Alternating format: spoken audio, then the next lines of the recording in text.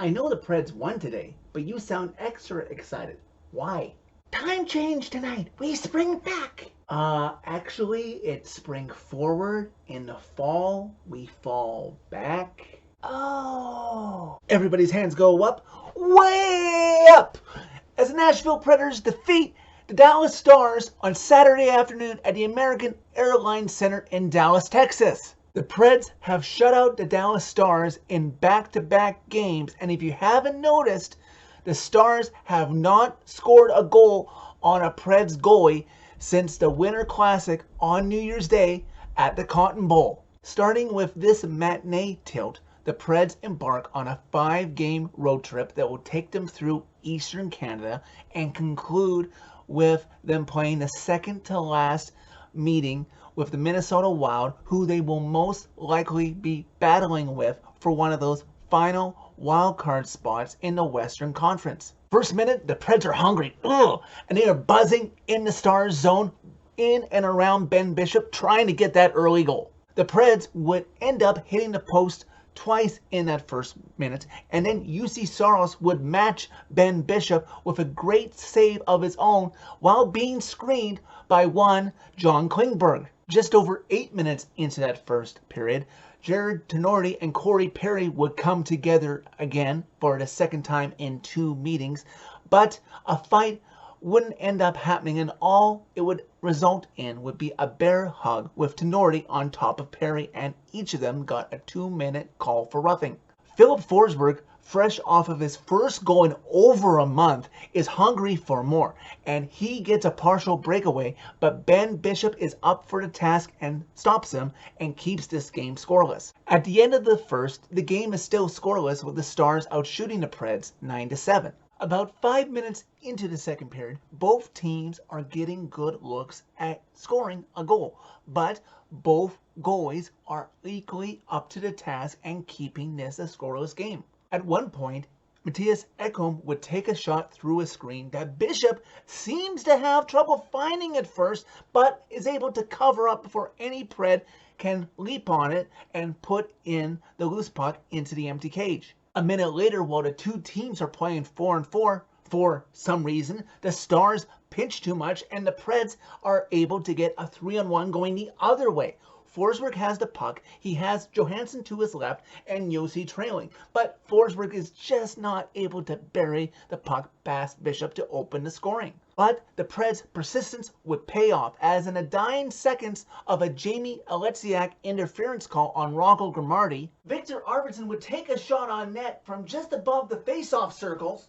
Matt Duchene would deflect the puck into the sideboards. Ryan Ellis finds it, corrals it, sends a floater to the net, and like poetry in motion, it finds the back of the net past Ben Bishop. 1-0 Preds. In his first game back in Dallas since the Winter Classic at the Cotton Bowl on New Year's Day, when he suffered a vicious elbow to the head by one Corey Perry, Ryan Ellis exacts some poetic revenge. Just under 5 minutes left in the second period, the play is in the Pred zone in front of Saros, and it's Corey Perry being a punk again. Corey is like a lumberjack, and he's whacking away at peace-loving Captain Roman Josi. And Josi can only take so much before he turns around, sees that it's the punk who took out his defensive partner, and two-hands him to the face as Perry goes down in a heap. Josi will get a high sticking penalty for his trouble, and maybe he'll get a suspension, but we'll see. Methinks a lot of other players in the league are gonna call Josi after this incident and thank him. Lord knows his defensive partner probably bought him a beer tonight. I don't like to encourage this type of retaliation, but you know, I gotta be honest, I'm not upset seeing Josi do that to Perry. Heck, a lot of Preds players were giving number 10 in green an extra shot every chance they had today. But I'll say one thing about this battle between these two teams about this incident. Now things are even. At the conclusion of the second period, the Preds maintain their 1-goal lead, but are still being outshot by the Stars 23-18. Just like they did on Thursday, the Preds would lock her down in the third period. The Stars had some very good looks to tie this game. Heck, they even outshot the Preds 14-5 in the third period, but UC Saros and his glove was not giving the Stars anything to look at.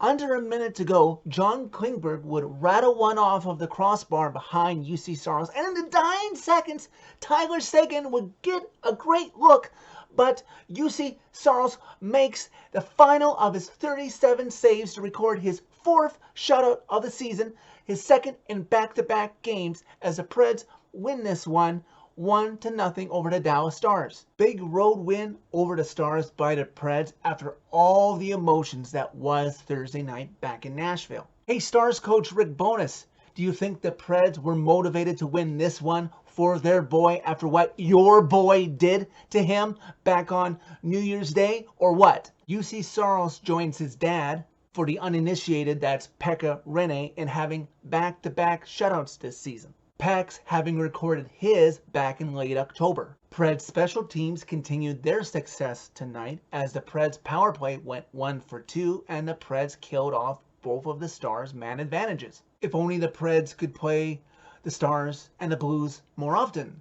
Maybe, say, the playoffs? Like I said at the beginning, this is the first of a 5-game road trip for the Preds. They're now off until Tuesday, when they'll be in Montreal and start the first of 4 games in 6 nights. Great news on the out-of-town scoreboard on Saturday as the Wild fell to the Kings in Los Angeles, so at the conclusion of all of Saturday's games, the Preds will finish no worse than with the 2nd wild card in the standings. 14 games left to go in the regular season should provide with a roller coaster finish to this season. So that's it for this video. Thank you very much for watching. As always, hit like if you liked this video. Hit subscribe if you loved it. You can find my social media links by clicking the channel name. And UC Saros hasn't allowed a goal in almost 130 minutes.